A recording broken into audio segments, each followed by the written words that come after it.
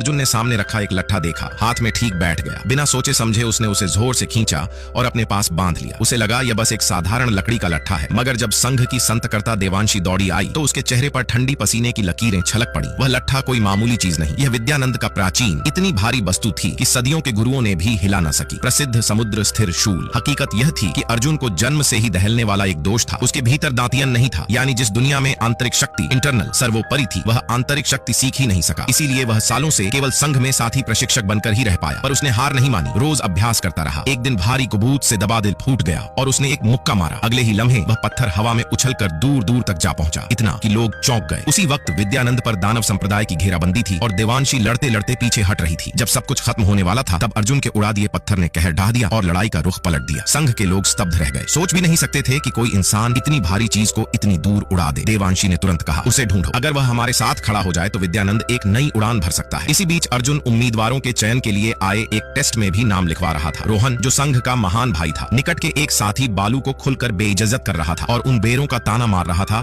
जो आंतरिक शक्ति नहीं रखते। बेवकूफ, तुम्हें यहाँ आने का हक नहीं। अर्जुन ने अपने भाई सा सहने वाले को नीचा देखता पाया और कौंट पर छलक उठा। एक छलांग मारकर उसने रोहन पर झपट पड़ेगा, पर उसे रोक दिया गया। उसे ज्यादा बात यह थी कि उसकी थप्पड़ ने रोहन को आघात पहुंचा दिया। महंत जी ने देखा कि यह यौवन साधारण नहीं। उसने अर्जुन को बिना नियम तोड़े सीधे चयन में भाग लेने की इजाजत दी, क्योंकि 400 साल पहले एक ऐसे ही महान योद्धा की कथा थी जिसने अपने शरीर और एक दिव्य अस्त्र से लाखों शत्रु मिटा दिए थे। महंत जी को लगा अर्जुन उसी महान की अगली कड़ी हो सकता है। चयन के दिन हथियार उठाने का क्षण आया। शस्त्रागार में वही प्राचीन समुद्र स्थिर शूल रखा हुआ था। कई उम्मीदवारों ने कोशिश की, लेकिन कोई भी उसे हिला न पाया। अर्जुन ने भी आगे बढ़कर कोशिश की। वही पहला मंजर जो हमने देखा। हर युवक अपनी आंतरिक ऊर्जा को गुब्बारे में भरकर उसे फुलाता। गुब्बारे का आकार परखा गया और उसी के हिसाब से अंक दिए गए। विद्यानंद के बाकी अधिकांश अनुयायियों ने औसत प्रदर्शन दिया। रोहन ने दिखावा किया और अपनी ताकत गुब्बारे में उड़ेल दी। गुब्बारा 4 फुट तक बढ़ गया और दर्शक मान बैठे कि वह जीत का सफर तय करेगा। महंत जी फिर भी अर्जुन पर नजर टिकाए रहे। नियंत्रित ऊर्जा से जलती लकड़ी को उछालना, दूरी जितनी ज्यादा उतनी बेहतर निकासी। 5 मीटर पास, 10 ठीक, 15 उत्कृष्ट। कई लोग दिखावा कर रहे थे। कुछ लोग अर्जुन को तंग करने लगे